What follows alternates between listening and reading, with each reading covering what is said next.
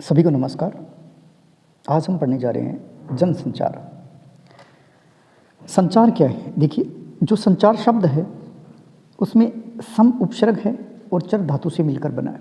यानी संचार जो शब्द है उसमें सम उपसर्ग है और चर धातु है, इससे मिलकर बना है संचार। उस संचार का अर्थ है चलना या एक स्थान से दूसरे स्थान तक पहुंचना। अब देखिए, संचार की परिभाषा, दो या दो से अधिक व्यक्तियों के बीच सूचनाओं, विचारों और भावनाओं के आदान प्रदान को क्या कहते हैं? संचार कहते हैं। तो संचार है वो दो या दो से अधिक व्यक्तियों के बीच जो भी सूचनाएं हैं, जो भी विचार है उनके, जो भी भावनाएं हैं, उन सभी का वो आपस में आदान प्रदान करते हैं, तो उसे क्या कहा जाता है? संचार कहा जाता है। विलंबर श्रेम के अनुसार संचार है वो अनुभवों की साझेदारी है। ये मोस्ट इंपॉर्टेंट लाइन बनती है, याद रखनी है आपको। विलंबर श्रेम के अनुसार संचार है वो अनुभवों की साझेदारी है। अब देखिए, सबसे ज़्यादा जो प्रश्न आए हैं वो यहाँ से आए, संचार के तत्व कौन कौन से होते हैं। आपको आएगा जो प्रश्न आने वाला है वो ऐसा बन के आता है कि संचार के निम्न में से कौन सा तत्व शामिल नहीं है। तो आपको ये 8 मैंने लिखे हैं, ये आठों के आठों आपको याद करने हैं।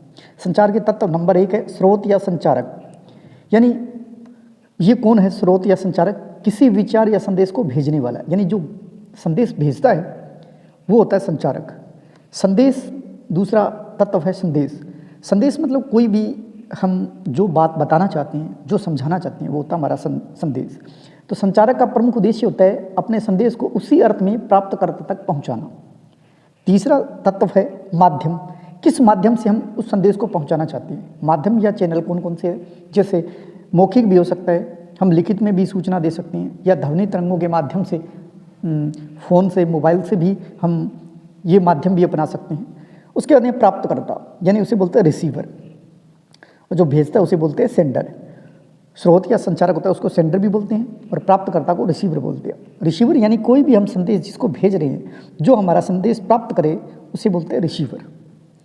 अब देखिए, उसके बाद इनकोडिंग। इनकोडिंग किसे कहते हैं? देखो, संदेश को उस भाषा में कूटीकृत करना, मतलब लिखना। हम मान लो मोबाइल है, मोबाइल से किसी को संदेश भेज रहे हैं, तो उसमें जो संदेश लिखते हैं उसे बोला जाता है कूटीकृत करना, यानी इनकोडिंग। उसके बाद डीकोडिंग। डीकोडिंग कहते हैं जब हम किसी को संदेश भेजते हैं तो उस संदेश को जब वो पढ़ता है, यानी प्राप्त संदेश को कूटवाचन यानी कि समझना और पढ़ना, जब वो पढ़ता है तो उसे बोलते हैं डीकोडिंग। यानी जब हम संदेश भेजते हैं, लिखते हैं, तो उसे बोलते हैं कूटीकृत करना यानी लिखना, यानी इनकोडिंग, और जो संदेश को पढ़ता है, समझता है, उसे कहते हैं डीकोडिंग। उसके बाद संदर्भ सूची यानी रिफरेंशियल संचार। जब एक वक्ता संस्थाओं या उनके स्थान, गतिविधि को संदर्भित करता है ताकि श्रोता समझ सके कि संचार कहाँ से आया है, कौन सा है, किस स्थान से ये संचार हुआ है, तो ये होता है संदर्भ सूची। उसके बाद में फीडबैक, ये तत्व है संचार के। संचार प्रक्रिया है, उसमें प्राप्तकर्ता की प्रतिक्रिया को फीडबैक कहते हैं। मान लो किसी को हमने संदेश भेजा, वो वहाँ तक संदेश पहुँचा, उस संदेश पहुँचने के बाद में उस संदेश के जैसे भी मैंने किसी को कहा कि आप कहाँ हो, तो उसने उत्तर दिया कि मैं आज यहाँ हूँ, तो अब उसने उत्तर वापस भेजा है, वो होता है फीडबैक देना। यानी संचार प्रक्रिया में प्राप्तकर्ता की प्रतिक्रिया जो होती है ना, वो कहलाती है फीडबैक। ये 8 पॉइंट थे संचार के तत्व में, आपको याद करने थे। संचार प्रक्रिया में शोर होती है, बाधा होती है, उसे बोलते हैं नॉइज। आपको याद करना है कि नॉइज किसे कहा जाता है? संचार प्रक्रिया में शोर या बाधा जो उत्पन्न होती है उसे बोला जाता है नॉइज। संचार एक जटिल प्रक्रिया है। ध्यान रखना, संचार की जो प्रक्रिया है वो सरल नहीं है।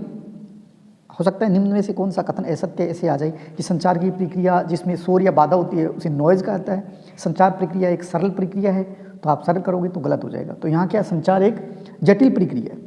संचार में सूचना होती है, शिक्षा दी जाती है, मनोरंजन का साधन है, इसके अलावा ये एजेंडा भी तैयार करने का काम करता है। तो आपको याद रखना है कि संचार है वो सूचना के लिए भी है, शिक्षा मनोरंजन के लिए भी है, एजेंडा तैयार करने का काम भी संचार करता है।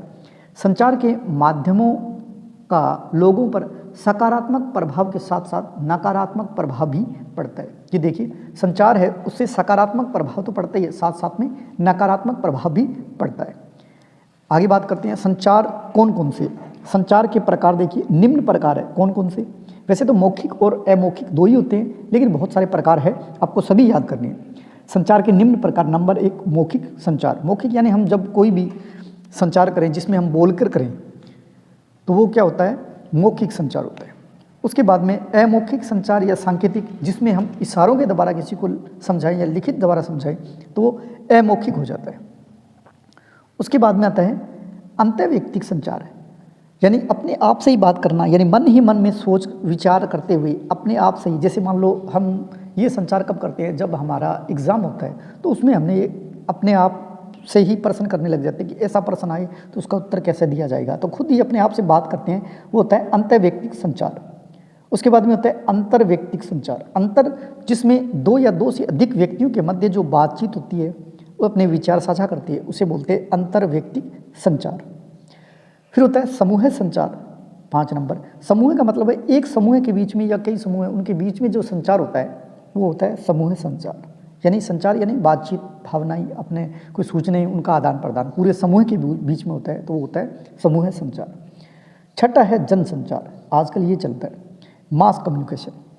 संचार का अर्थ होता है कम्युनिकेशन, यानी ये जन संचार है, मास कम्युनिकेशन। ये तकनीक जो अब आई है, टेक्निक और यांत्रिक जो माध्यम है, उसके द्वारा समाज के विशाल वर्ग को संवाद जन संचार कहलाता है। यानी कि देखो टीवी के अंदर कोई संचार हो, या हमारे प्रधानमंत्री आज एक भाषण देंगे, उसमें देखो एक व्यक्ति वो अनेकों लोगों तक जो संचार कर रहा है, उसके लिए टेक्निक की जरूरत होती है, इसलिए वो संचार क्या कहलाता है, जन संचार या मास कम्युनिकेशन। अब देखिए जो जन संचार ये है मास कम्युनिकेशन, उसकी विशेषताएं क्या है, संचार की नहीं है, ये जन संचार की विशेषताएं। देखो जन संचार में फीडबैक तुरंत प्राप्त नहीं होता, क्योंकि जो बोलने वाला होता है उसके पास, जहाँ से मान लो प्रधानमंत्री है आज हमारे, वहाँ से बोल रहे हैं तो हमें टीवी पे सुनाई दे रही है, हम उसकी प्रतिक्रिया में कुछ उत्तर देना चाहते हैं, कुछ बताना चाहते हैं, तो उसका फीडबैक है वो तुरंत प्राप्त नहीं होता है। समझ गए होंगे आप, जन संचार में फीडबैक तुरंत प्राप्त नहीं होता है। जन संचार का संचार अन्य रूपों से थोड़ा अलग होता है, क्योंकि इसमें संचारक और प्राप्तकर्ता के बीच सीधा संबंध नहीं होता, अभी हमने समझा है।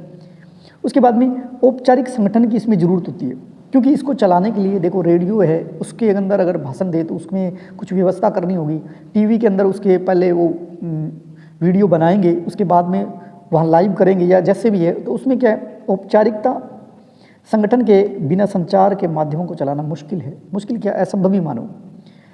इसमें ढेर सारे द्वारपाल होते हैं, द्वारपाल यानी गेट कीपर। अब सीधा आ जाएगी द्वारपाल होती है, हम समझे पता नहीं द्वारपाल किसको कहते हैं, तो इसको देखिए, द्वारपाल वह व्यक्ति होता है या व्यक्तियों का वह समूह होता है जो जन संचार से प्रकाशित या प्रसारित सामग्री को नियंत्रित करता है, निर्धारित करता है। यानी हमें कोई भी सामग्री है, जन संचार के कोई सामग्री है, उसको निर्धारित करें। जैसे मान लो बात करें कि